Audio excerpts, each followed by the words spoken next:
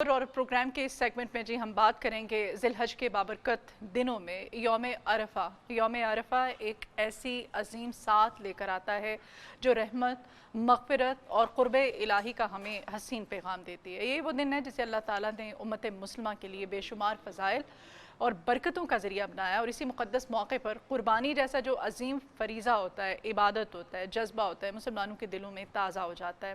آج کے اس خصوصی سیگمنٹ میں ہم بات کریں گے یوم عرفہ کی فضیلت، اس دن کی عبادات، دعاؤں کی قبولیت اور قربانی سے متعلق جتنے بھی اہم مسائل ہیں ان کو ہم ناظرین کے سامنے ان پہ سیر حاصل گفتگو کریں گے، سامنے رکھیں گے اور سمجھ سکیں گے کہ اس اہمیت کو، کہ قربانی کے احکامات اور اس کی روح کو بھی بہتر انداز میں ہم جان سکیں اور اس فریضے کو ہم بہتر طریقے سے سر انجام دے سکیں۔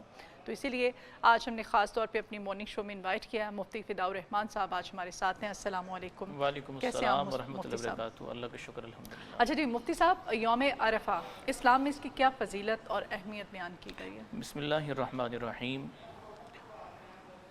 سئل رسول اللہ صلی اللہ علیہ وسلم عن یوم عرفہ فقال رسول اللہ صلی اللہ علیہ وسلم یکفر السنۃ الماضیہ والباقیہ۔ انتہائی خوبصورت عنوان ہے حسب معمول آج کا بھی۔ جی۔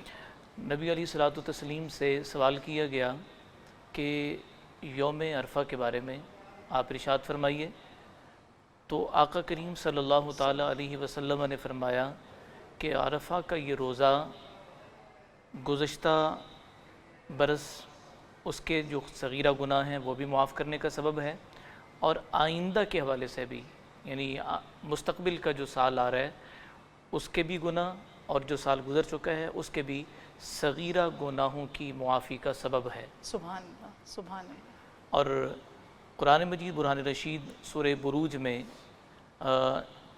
جہاں ایام کا ذکر آیا تو بعض مفسرین نے یوم عرفہ کو بھی مراد لیا ہے۔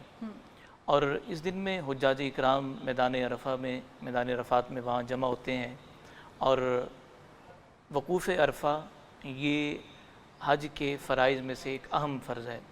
اگر کوئی آدمی وقوف عرفہ نہیں کرتا، وہاں نہیں ٹھہرتا، تو اس کا حج ہی نہیں ہوگا۔ یعنی اس کی اہمیت اتنی زیادہ اہمیت ہے اور کہ یہ حج کا اتنا اہم رکن ہے کہ اس کو ادا کیے بغیر حج ہی نہیں ہوتا۔ سبحان اللہ، سبحان۔ اچھا، کیا قربانی میں حصہ ڈالنے کے حوالے سے کوئی خاص شرائط نہیں ہے؟ اس طرف بھی تھوڑا سا آتے ہیں تھوڑا تاکہ لوگوں کو اویئرنس جی اہم سوال ہے یہ بھی۔ خاص شرائط کے حوالے سے یہ ہے کہ جہاں پہلے تو پلیز یہ بتائیے گا کہ اب ماہانہ کتنی انکم ہو، آپ کے کیا سورسز ہوں کہ آپ پہ قربانی فرض ہو جاتی ہے؟ دیکھیں، یہ اہم سوال ہے، اور موجودہ دور میں علماء اکرام اس پہ کافی غور و فکر کر رہے ہیں کہ لوگوں کے لیے، عامت الناس کے لیے آسانی والا پہلو تلاش کر رہے ہیں۔ جس طرح سے کمر توڑ مہنگائی ہے، اور اس میں 3 قسم کے نصاب ہیں، میں بتدریج ان کو عرض کرتا ہوں۔ نمبر 1 سونا ہے 7.5 تولے، اور نمبر 2 چاندی ہے 52.5 تولے، نمبر 3 52.5 تولے چاندی کے برابر سامان تجارت یا روپیہ۔ اب 52.5 تولے چاندی، اس کی قیمت کم بن رہی ہے۔ رسول اکرم صلی اللہ علیہ وسلم کے زمانہ اطہر کے اندر چاندی اور سونے میں کوئی خاصا فرق نہیں تھا قیمتوں میں۔ جی بعد کے زمانے میں یہ فرق بڑھتے اتنا بڑھ گیا کہ آج 1 تولہ کی قیمت 5 لاکھ تک پہنچ گئی ہے۔ 1 تولہ سونا کی قیمت 52.5 تولے چاندی سے زیادہ ہے۔ تو ایک طرف 52.5 تولے چاندی ہم نے معیار، دوسری طرف 7.5 تولے سونا۔ اب ایک شخص کے پاس صرف 7.5 تولے زیور ہے اور کوئی چیز نہیں ہے تو قربانی اس پر نہیں آئے گی، لیکن ایک طرف ایک شخص کے پاس 52.5 تولے چاندی ہے تو وہ قربانی اس پہ لازم ہو جائے گی۔ لیکن علماء غور و فکر کر رہے ہیں کہ آسانی والی کوئی راہ کو نکالا جائے اجتہادی طور پر۔ اگر کسی کے پاس چاندی ہے ہی نہیں ہے اور آپ کے پاس گولڈ ہے، آپ کے پاس بینک میں سیونگ مطلب پیسے پڑے ہیں، تو پھر تو قربانی نہیں واجب نا۔ دیکھیں، اس میں عرض کروں نا کہ چاندی نہیں ہے، روپے پیسے ہیں۔ ہاں جی، روپے پیسے پڑے ہوئے ہیں 52.5 تولے چاندی کی مالیت کے برابر کے، تو قربانی تب بھی آ جائے گی۔ یہاں بنیادی طور پر زکوٰۃ اور قربانی میں ایک اہم فرق اور یہ بھی ہے، وہ اس طرح سے ہے کہ زکوٰۃ کے اندر یہ 3 چیزیں نصاب میں شمار ہوتی ہیں۔ قربانی کے اندر جو ضرورت سے زائد سامان ہے وہ بھی شامل ہوتا ہے۔ مثلاً کی بات ہے کہ کپڑے ہیں، اب کپڑے بعض ख़वातीन کے اتنے مہنگے ہوتے ہیں الماریاں بھری ہیں کہ وہ الماریاں بھری ہوتی ہیں اور کبھی پہننے کی نوبت آتی ہے، اور کبھی تو ایسا ہوتا ہے کہ وہ جیسے لہنگا ہوتا ہے شادی کا تو دوبارہ شاید وہ زندگی میں پھر موقع نہیں آتا، 2 ڈھائی 3 لاکھ کا ہوتا ہے۔ اب ان سارے یعنی کپڑوں کو جمع کیا جائے جو ضرورت سے زائد کے ہیں، وہ اگر 52.5 تولے چاندی کی مالیت کو پہنچ رہے ہیں تو ایسے شخص پر بھی، ایسی خاتون پہ بھی قربانی واجب ہو جاتی ہے۔ پھر اسی طرح سے گھر میں ضرورت سے زائد سامان اس کو واجب اور فرض، جی اس ان کا دونوں میں کیا فرض ہے جو چیز، وہ تو جیسے نماز فرض ہے، روزہ فرض ہے، وہ آپ نے کرنا ہے۔ یہ بڑا اہم اور بڑا علمی سوال علمی سوال کیا آپ نے۔ عموماً چونکہ سوال کرنے والے سائل کا سوال کا انداز بھی بتاتا ہے کہ اس کی نگاہ کتنی گہری ہے۔ فرض اور واجب یوں سمجھ لیں کہ عمل دونوں پہ ایک ہی طرح کیا جاتا ہے، لیکن فرض وہ ہے کہ جس کا انکار کرنا، یعنی ایک آدمی کہتا ہے کہ میں نماز عشاء کو مانتا ہی نہیں ہوں، ہے ہی نہیں سرے سے، تو ایسا شخص اسلام سے خارج ہو جائے گا۔ جی اور ایک شخص پڑھتا نہیں ہے، سزا تو ملے گی لیکن یہ اسلام سے خارج نہیں ہوگا۔ نمبر 2 وطر ہیں، وطر واجب ہیں۔ اب واجب کا مطلب کہ عمل فرض ہی کی طرح کیا جائے گا لیکن اس کا انکار کرنے والا اسلام سے خارج نہیں ہوگا۔ کہ ایک آدمی یہ کہتا ہے کہ جی میں وطروں کو نہیں مانتا، تو اس سے وہ کافر نہیں ہو جائے گا، اسلام سے خارج نہیں ہو جائے گا۔ یہ بنیادی فرق ہے فرض اور واجب کا۔ اگر مطلب قربانی سے کوئی انکار نہیں دیتا ہے قربانی، جی قربانی، تو وہ یہ نہیں ہے کہ وہ اسلام سے خارج ہو گیا ہے۔ دیکھیں ایک ہے قربانی کا انکار کرنا، قربانی کا انکار کرنا ظاہری سی بات ہے اس کو گمراہی کی طرف لے جائے گا، اور ایک ہے قربانی نہ کرنا، جان بوجھ کے نہ کرنا، اپنے پیسے بچانے کے لیے نہ کرنا۔ وہ شخص فاسق و فاجر گنہگار تو ہوگا لیکن اس درجے کا نہیں ہوگا جو انکار کرنے والا ہو رہا ہے۔ نہیں، اگر کوئی اپنی سیونگ کو اس پرپس کے لیے بچا رہا ہے کہ وہ جمع پونجی اکٹھے کر رہا ہے، سیونگ کر رہا ہے، پیسے بچا رہا ہے کہ اس کے پاس گھر نہیں ہے اپنا، اس نے اپنی ایک ریزنیبل گھر لینا ہے، اپنی چھت، اپنا ایک آسرا، رہنے کا سامان کرنا ہے دنیا میں، تو وہ تو بری نیت میں شامل نہیں نہیں بری نیت میں نہیں ہے۔ دیکھیں تو وہ چاہتے ہیں کہ میں نے جو قربانی پہ، آپ کو پتہ ہے آج کل 1 لاکھ کا تو بکرا مل رہا ہے، اس میں عرض کر رہا ہوں نا کہ دیکھیں بنیادی طور پر قربانی کا جو لفظ ہے نا، قربانی، یہ تو تنگی میں اور جب حالات آدمی کے اوپر کافی مشکل محسوس ہو رہے ہیں تو اصل تو قربانی کی روح تو زندہ ہی تبھی ہوگی کہ حضرت ابراہیم علیہ السلام اپنے اکلوتے لخت جگر کی گردن پہ چھری چلا رہے ہیں، باقی امت کے لیے تو آسانی ہو گئی۔ یہاں معاملہ سرے سے یہ ہے کہ ہم شریعت کے جو معاملات ہیں ان کو درست طریقے سے سمجھتے نہیں، جو ہم سمجھتے ہیں تو ماننے کے لیے تیار نہیں ہوتے۔ ایک طرف کیا ہے، حد سے تجاوز کیا ہے، مہنگے ترین جانور خرید کر قربانی کی نیت سے زیادہ، جو ہم کسی کی نیت پہ شک و شبہ نہیں کرتے لیکن جو اس وقت ظاہری طور اور طریقے، رسم اور رواج نظر آ رہے ہیں کہ وہ یہ ہے کہ دکھلاوا اور ریاکاری کا معاملہ۔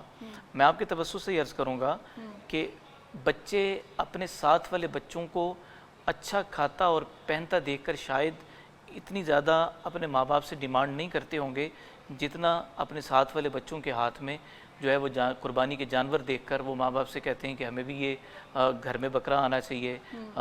مطلب بعض جگہوں پر چھوٹے جانور لینے کی استطاعت نہیں ہوتی، وہ حصہ ڈالتے ہیں، تو اب وہ بچے جو ہے نا وہ اس سے مطمئن نہیں ہوتے کہ نہیں ہمارے گھر بھی جانور آنا چاہیے، بکرا آنا چاہیے تاکہ ہم بھی اس کو گلی میں لے کر پھیریں اور کریں۔ یہ کوئی پسندیدہ چیزیں نہیں ہیں۔ بچے تو بیچارے معصوم ہوتے ہیں، میں عرض کر رہا ہوں، ہاں جی، جیسے ماں باپ نے ان کی ذہن سازی یا کاؤنسلنگ کرنی ہے، میں اس میں عرض کر رہا ہوں کہ ساتھ والوں کو چاہیے کہ جانوروں کو اس طرح سے ایسے نمائش نہ کی جائے کہ اس طرح کا انداز نہ ہو کہ تاکہ قربانی کی روح کے منافی یہ چیزیں۔ قربانی کا مقصد تو یہ ہے کہ قرب الہی، رب العالمین کا قرب نصیب ہو جائے۔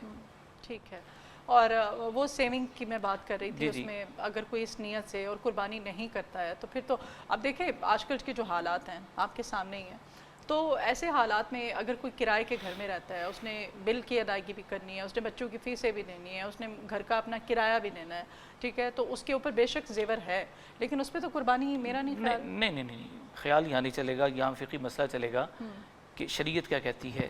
اگر ایسا شخص ہینڈ ٹو ماؤتھ، ٹھیک ہے، ہینڈ ٹو ماؤتھ ہے، اب وہ کیا کرے گا کہ دیکھیں سونا ہے تو پھر اس میں تو ہم کوئی تبدیلی نہیں کر سکتے. البتہ اگر اس کے پاس پیسہ ہے اور قربانی کے دن آ گئے ہیں تو اب وہ اگر قربانی کرتا ہے، مثال کے طور پہ 30,000 روپے کا حصہ ہی ڈالتا ہے، تو 30,000 روپے کا حصہ ڈالتے ہوئے گویا کہ وہ 30,000 کا مقروض ہو جائے گا. تو ایسی صورت میں وہ کیا کرے، اپنی تمام چیزیں، کرایہ دینا ہے تو کرایہ دار کو ایڈوانس میں کرایہ دے دے، اور جو گھر کا راشن وغیرہ ہے وہ ان دنوں میں وہ لے لے، تاکہ جو ضرورت کی چیزیں آ جائیں گی، باقی رقم جب وہ ضرورت کی چیزوں میں لگ جائے گی تو ایسے وقت میں پھر وہ صاحب نصاب نہیں رہے گا. جب صاحب نصاب نہیں رہے گا تو قربانی بھی نہیں ہوگی، قربانی واجب نہیں رہے گی. چلیں یہ چیز کلیئر ہوگی. اچھا، قربانی کے جانور ظاہر ہے آپ نے کم از کم ایک دن پہلے تو آپ کو ظاہر لانا پڑتا ہے، تو خدا نخواستہ اگر کسی کا قربانی کا جانور جو ہے اس کی وہ مر جاتا ہے کسی بھی وجہ سے، تو پھر ایسے میں قربانی اس کی ہوئی ہے نہیں ہوئی، اس کے بارے میں کیا احکامات ہیں، یا پھر ایک نیا جانور لے کے اس کی نیت؟ ہاں، بڑا اہم سوال ہے یہ والا ویسے کہ قربانی کا جانور ذبح خانے میں لانے سے پہلے اگر اس میں کوئی نقص پیدا ہو جاتا ہے، ٹانگ ٹوٹ جاتی ہے، اس کی قربانی نہیں ہو گئی.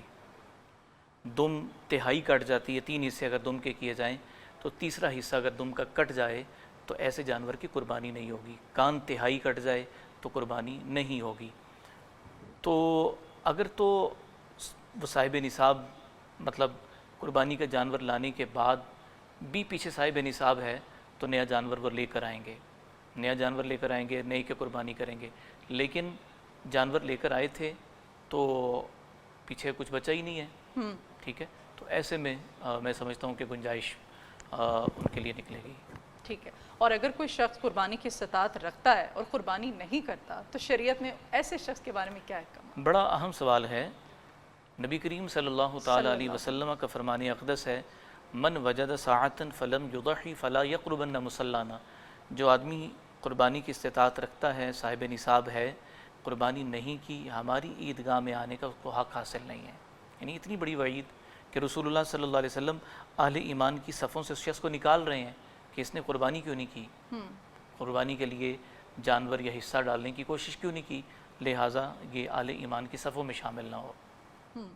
اچھا جی، قربانی کا اصل فلسفہ جس کو ہم بھلائے بیٹھے ہیں، حضرت ابراہیم علیہ السلام کی جو سنت ہے، ہمیں کیا اس سے لیسن کیا ملتا ہے؟ لیکن لیسن پہلی بات تو یہ ہے کہ جس خالق نے اس کائنات عالم کو وجود بخشا ہے اس کی رضا مقصود ہے کہ اس نے اپنے برگزیدہ بندے کو حکم دیا کہ جو لخت جگر بڑھاپے کی عمر میں ملا ہے تمہیں، اس کو چھری چلا کر اس کو ذبح کر دو. حضرت ابراہیم اس پر تیار ہو گئے کہ میں ذبح کر رہا ہوں اپنے بیٹے کو. یہاں فلسفہ یہ ہے، یا ابت فعل ما تؤمر، کہ ابا جان کر گزریے جو حکم خداوندی ہے. اب حکم الہی کے لیے ہم منتظر رہیں. جہاں ہم جانور کو ذبح کرتے ہیں وہاں ہم نے اپنی ناجائز خواہشات کو بھی ذبح کرنا ہے، وہاں ناجائز جذبوں کو بھی ختم کرنا ہے، وہاں ناجائز کینہ حسد اور گلوں کو بھی ختم کرنا ہے، ناجائز شکوہ اور شکایات کو بھی ختم کرنا ہے، کہ انسانیت کے اندر جینے کا شعور آ جائے، انسانیت کے اندر درد پیدا ہو جائے. اس درد کو پیدا کرنے کے لیے سنت ابراہیمی علیہ الصلاۃ والتسلیم ایک بہترین طرز عمل ہے. اور فلسفہ قربانی یہی ہے کہ رب العالمین کے لیے سب کچھ مٹانا پڑ جائے تو اس سب کچھ کے لیے ہم تیار ہیں. جانور ذبح کرنا کوئی بڑی بات نہیں ہے. یوم عرفہ کی طرف تھوڑا سا مزید آپ سے ہم اس سے جاننے کی کوشش کریں گے کہ دعاؤں کی قبولیت کا یہ دن کہا جاتا ہے اس کو، تو اسلام میں اس بارے میں کیا احکامات ہیں کہ عرفہ کے دن مانگی جانے والی جو دعائیں ہیں قبولیت کے کتنے امکانات ہیں عام دنوں کے نسبت؟ اس میں پہلی بات تو میں یہ کروں کہ یوم عرفہ کے میں نے روزے کی بات کی کہ گزشتہ اور آئندہ برس کے گناہ معاف ہوتے ہیں. حجاج کرام تو روزہ نہیں رکھیں گے کیونکہ مناسک حج میں ہوتے ہیں. یہ ان لوگوں کے لیے کہ جو مناسک حج ادا نہیں کر رہے، یعنی حج کی سعادت جن کو نہیں مل رہی، ہم لوگ ہیں. جی بالکل، ہمارے لیے یہ حکم ہے. دوسری چیز یہ ہے کہ اس دن یعنی دعاؤں کی قبولیت کا موقع ہے، تو ہم سب سے پہلے تو یہ دعا مانگیں کہ اے الہ العالمین جو خیر کی دعا مانگوں اس کو قبول فرما. جب خیر کی دعا تو اس خیر کے اندر ربنا آتینا فی الدنیا حسنہ، کہ اللہ حسنات دنیاوی بھی عطا فرما، حسنات اخروی بھی عطا فرما. دیکھیں گزشتہ زمانے کی یا اس زمانے کے بھی بعض اہل علم اولیاء وہ اس طرح کا درس دیتے ہیں کہ دنیا کی کوئی حیثیت نہیں ہے اور آخرت. قرآن کریم کی آیت طیبہ دنیا کے حسنات مانگنے کا بھی کہہ رہی ہے. اور زہد و تقوی کسی کا یعنی اللہ جل وعلا کی ذات عالی سے قرب تعلق وہ الگ بات ہے، لیکن میں یہ سمجھتا ہوں پرفتن دور کے اندر ہر وہ آسائش نعمت جو قرب الہی میں معاون بن سکتی ہے وہ اللہ سے مانگنی چاہیے. کہ گرمی کی تپش ہے تو اے اللہ ٹھنڈی چھت والی سواری عطا فرما، تاکہ میں بہتر طریقے سے جو تیرے احکامات ہیں ان کو بجا لانے کی کوشش کر سکوں. مگر نہ آدمی بعض دفعہ تو ہمت ہار بیٹھتا ہے کہ اس سخت گرمی کے موسم کے اندر مختلف احکامات ہیں، آپ قربانی کوئی دیکھ لیں، اور پھر اسی طرح سے نمازوں کی ادائیگی کے لیے آنا اور جانا، رزق حلال کمانے کے لیے کتنی ساری مشقتیں اور تکلیفیں ہمیں نظر آتی ہیں. تو اللہ جل وعلا سے دنیا کی آسانی بھی اور آخرت کی کامیابی بھی مانگنی ہے. باقی کوئی خاص دعائیں ایسی نہیں ہیں کہ اس دن پڑھی جائیں، جو اپنی زبان میں ہم کہہ سکتے ہیں، بول سکتے ہیں، درد دل ہے اور خلوص دل ہے وہ اللہ کی بارگاہ میں رکھیں. ٹھیک ہے. اچھا جی، یہ بھی بتائیے گا ہمیں کہ جو ذی الحج کے پہلے 10 دن ہوتے ہیں، یہ آپ نے 10 دن اگر روزے رکھتے ہیں تو کیا فضیلت ہے، یا صرف عرفہ کا بھی آپ روزہ رکھ سکتے ہیں؟ دیکھیں بالکل نبی کریم صلی اللہ تعالی علیہ وسلم عشرہ ذی الحجہ یعنی جو پہلے 9 دن ہیں ان کے روزے رکھا کرتے تھے. عید کے دن چونکہ روزہ نہیں ہے، پھر دوسرے دن تیسرے دن بھی نہیں ہے، اور چوتھے دن کبھی اس طرح سے ہی ہے، اور چھوٹی عید کے دن کبھی روزہ نہیں ہے. 5 دن سال کے ایسے ہیں جن میں روزہ نہیں رکھا جاتا.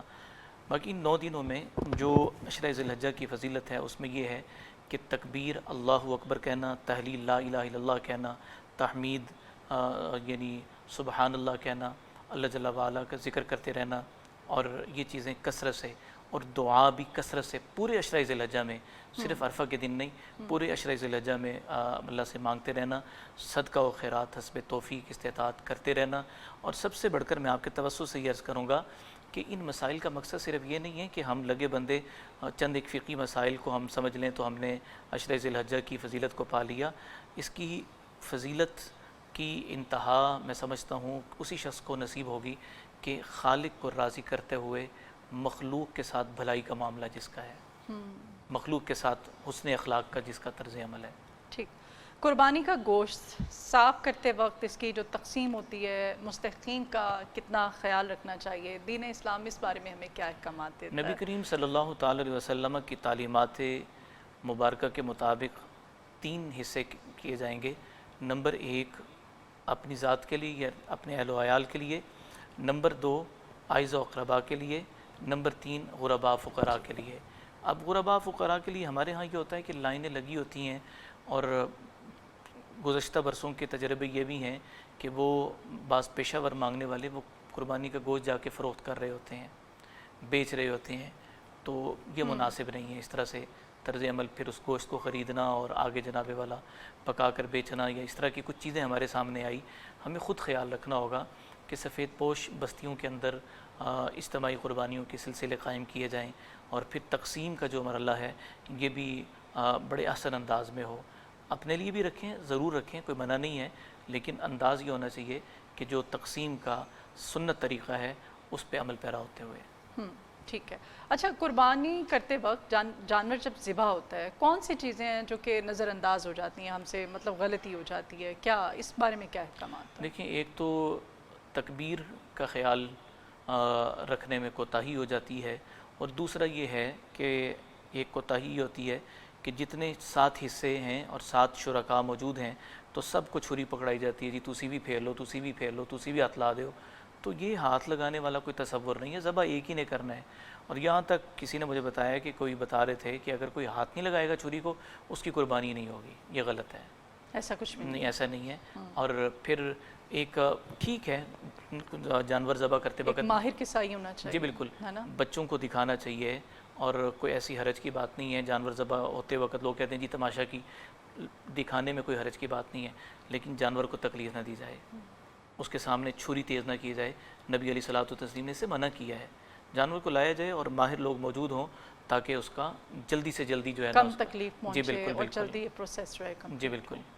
اور یہ آپ کہہ رہے ہیں جو احکامات، اور خاص طور پہ اسے آواز دی جاتی ہے کہ بلاؤ گھر کے سربراہ کو اور وہ آ کے خود تکبیر پڑھیں. اچھا وہ گھر کے خود سربراہ، تکبیر پڑھنا گھر کے سربراہ کا یہ نہیں ہے کہ وہ تکبیر وہ پڑھے اور چھری کسائی چلائے، یہ نہیں ہے، یہ غلط تصور ہے. جی گھر کے سربراہ بطور تبرک، ہماری کچھ روایات ہیں، ایسا نہیں ہے کہ ہم یہ کریں جی کہ بڑا نہیں آئے گا تو قربانی نہیں ہوگی. بڑے کی موجودگی میں، اس لیے کہ صحیح بخاری کی روایت ہے تمہارے بڑوں کی موجودگی ان البرکۃ مع اکابرکم، تمہارے بڑوں کی موجودگی تمہارے لیے باعث برکت ہے. اس طور پر اگر وہ بڑے گھر کے آ جاتے ہیں اور وہی چھری پھیرتے ہیں، ذبح کرتے ہیں، تو اس میں کوئی ایسا یعنی حرج کی بات نہیں. اب تکبیر گھر کے بڑے حاجی صاحب پڑھ رہے ہیں اور چھری کسائی پھیر رہے ہیں تو یہ ذبح درست نہیں ہے، کیونکہ تکبیر انہوں نے پڑھی ہے. جو چھری پھیر رہا ہے تکبیر بھی اسی اسی نے پڑھنی ہے، تب آپ کا جانور حلال ہو، ہے نا؟ جی بالکل. ٹھیک ہے. عورت ذبح کر سکتی ہے قربانی؟ بڑا اہم سوال ہے یہ بھی. جی بالکل، اگر خاتون طریقہ جانتی ہے ذبح کرنے کا اور اس کے آس پاس اس کے محرم موجود ہیں تو بالکل کر سکتی ہے، شرعاً اس میں کوئی حرج کی بات نہیں ہے. اچھا جی وہ ذبح کر سکتی ہے؟ کر سکتی ہے اگر اس کے گھر کے محرم موجود ہیں. دیکھیں اس میں وہ طریقہ جانتی ہو ذبح کرنے کا. دیکھیں یہ ہمارے ہاں ہم ایک طرف عورت کو ایک انتہا پہ لے جانے کے لیے تیار ہیں. نہیں دین اسلام میں اس کی کوئی ملتی ہے؟ جی بالکل، میں عرض کر رہا ہوں نا کہ اجازت ہے کہ اگر عورت ذبح کا طریقہ صحیح طریقے سے جانتی ہے تو وہ کر سکتی ہے. بہت شکریہ مفتی صاحب آپ کے آنے کے لیے. جزاکم اللہ خیر. آپ سے بہت کچھ سیکھتے ہیں ہم، ظاہر ہے اپنی اصلاح کرنے کی کوشش کرتے ہیں. یہ آج کا دن جس حوالے سے ہم نے سیگمنٹ رکھا، یہ ٹاپک جو ہے ہمارا بڑا امپورٹنٹ ہے. ٹھیک ہے، بہت شکریہ آپ کے آنے کا.